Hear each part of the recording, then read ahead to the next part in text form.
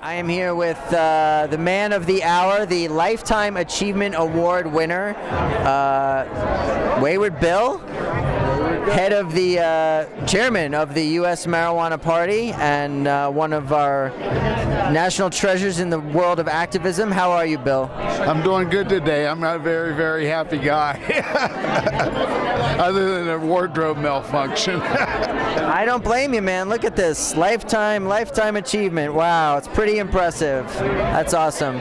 So what does one do? Did you, correct me if I'm wrong, did you beat out Willie Nelson to get that award? I beat out Willie Nelson, Snoop Dogg, Ron Campy of MPP, and several other, Keith Stroup.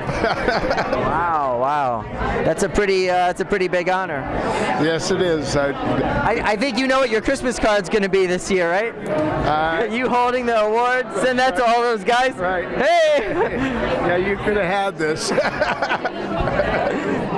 So talk a little about yourself, about your history. What led you to this point of winning this Lifetime Achievement Award? I know you've been a staple on the Colorado pod scene for as long as I've been coming to Colorado, which is not even that long, but... It's a strange thing. I used to be into everything, the environment, Greenpeace, you name it. I was out there for all of them. I worked for the ACLU, volunteering as a paralegal. I was working with Mason at Safer and that, and I'd always been for marijuana. Like I said up on stage, I heard John Sinclair speak when I was 17 years old, and I got hooked on, his theory of sex, drugs, and rock and roll, and the white youth rising up to power and marijuana. But I've been an activist since basically at 17 years old. I joined the White Panther Party. Then I was sent to Chicago in '68 and saw firsthand what Richard Daley and the Democratic Party did to Vietnam War protesters. But I also heard John Sinclair speak, and it got me into believing that I could do that. Like I said, I was going along.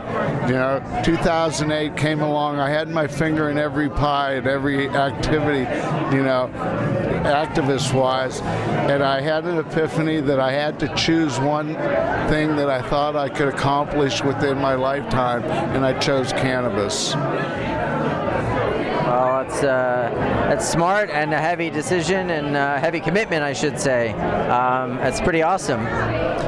Yeah, yes, it is, and I've worked hard. I'm everywhere, like I said. You name it. I've been to I was at the hearing with Michael Kravitz for the ASA when they tried to strike it down in D.C. I've led a funeral procession for marijuana prohibition down Bourbon Street. I've been everywhere. Yeah, that's old school, man. I'm everywhere at everything in Colorado. I'm in the state legislature. I'm in city council.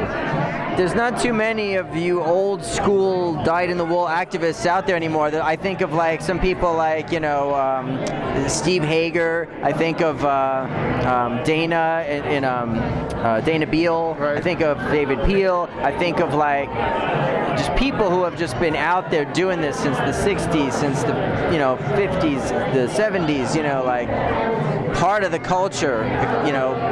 Embodying the culture and fighting for the culture. John Sinclair, of course, right. Another one. Yeah. And it's amazing how many are still around. Yeah. But a lot of them have passed, and a lot of them are still locked up. Well, I just want to say congratulations, Bill. Well deserved. Nice to see you receiving some accolades for all your hard work, and we look forward to seeing you here again next year. I hope you have a great holiday, sir. Thank you. And everybody, peace, pot, politics, or puff, puff, pass.